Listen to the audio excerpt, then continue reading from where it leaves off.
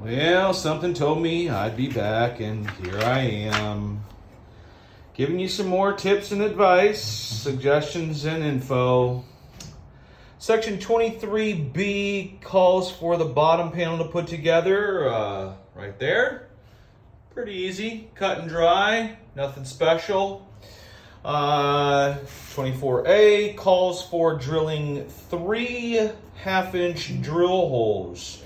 I personally don't recommend that because the space really doesn't provide a whole lot of room, but unfortunately you're kind of stuck between a rock and a hard place because these don't really fit inside of anything smaller than a half-inch hole. So I recommend drilling from the top down first with a pilot hole, and then flipping the panel over, and then drill in from there your half-inch holes so that you can get those plastic collared sleeves in place and then get your assembly put together.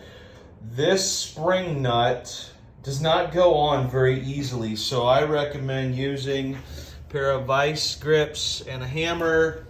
You know, just take your vice grip, place it over the top, hammer it in place. That's what I did. And then once you get that all assembled, then the rest of it is relatively cut and dry. You got to put these spring clips in place, and then these hinges accordingly to their places. Pay attention to the number of the hinge when you're putting those in, and make sure that your number is facing down, not up.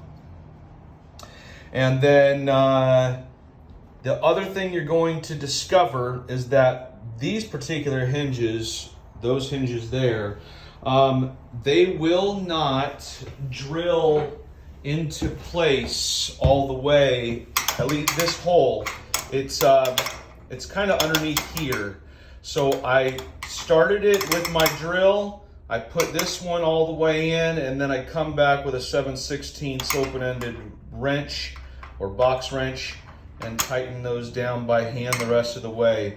Otherwise, you're going to miss your holes and you're not going to be able to get them into place. Again, the same thing over here. Start it with your drill, finish this one with your drill all the way in, then come back and tighten this the rest of the way down with your box wrench. All right, I fear more is to come, so we'll see.